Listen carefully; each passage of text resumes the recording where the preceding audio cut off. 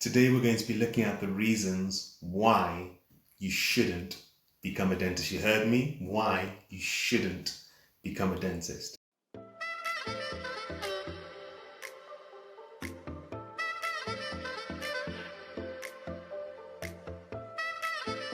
So the first reason is getting in it for the money. Now, I'm sure you've heard this many times before, um, but what I would say is for any profession, any career, you don't want to be getting in it because of the money. Now, the reason why I'd say you shouldn't get in it because of the money is because you want a career, a profession where every morning you're able to get out of bed because you love what you do, you enjoy what you do. You're naturally going to do better when you love what you do. You're naturally going to progress, you're going to get further.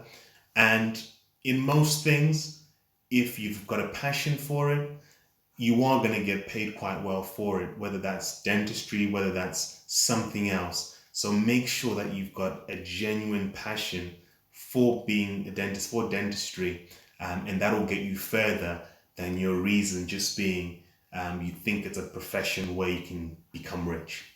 You're going to spend most of your time in people's mouths. Now, in mouths, you're getting cheeks, you're getting tongues, you're getting teeth, you're getting saliva, you're getting blood. So if all those things don't put you off, then you're in a good place because you're going to spend a lot of time in people's mouths.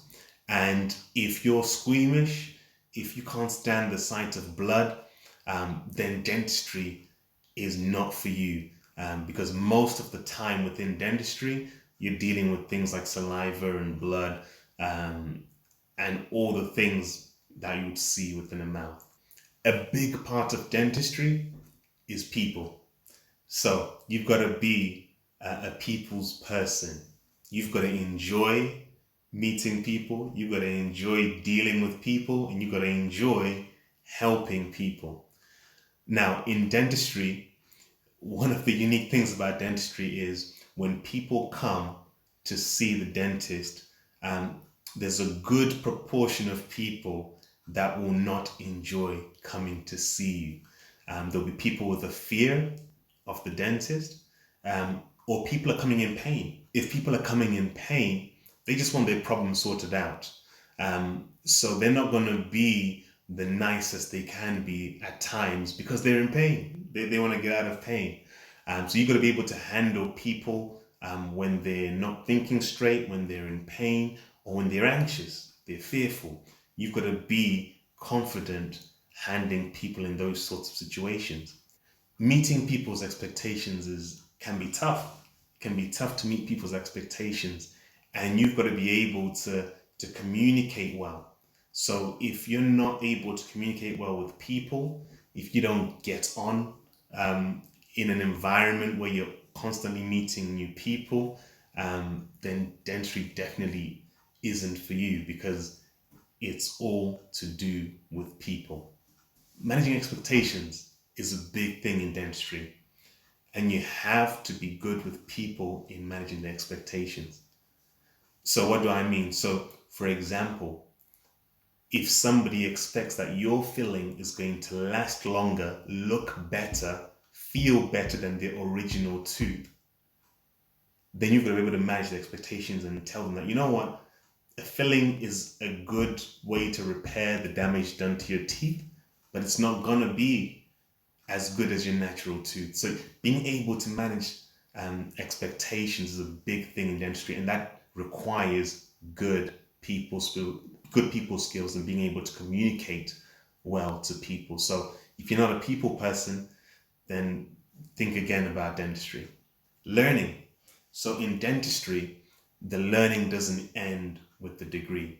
That's where it just begins. You learn as you do each procedure over and over again.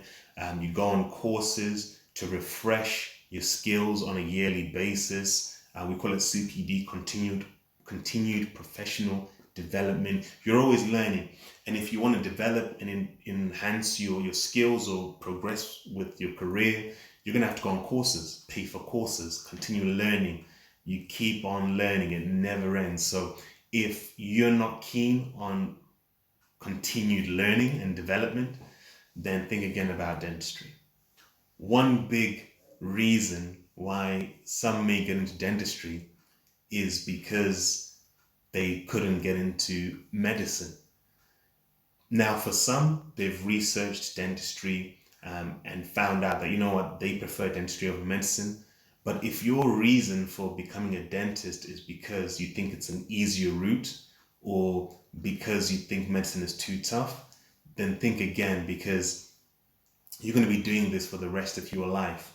You're going to need to be passionate about dentistry to get through the hard times in university, to get through the patients that are going to give you a hard time.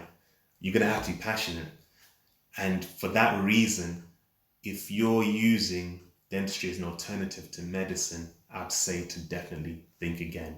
Now, if you've gotten to the end of this and you are still fired up about applying to dentistry, about becoming a dentist, then you're in a good place.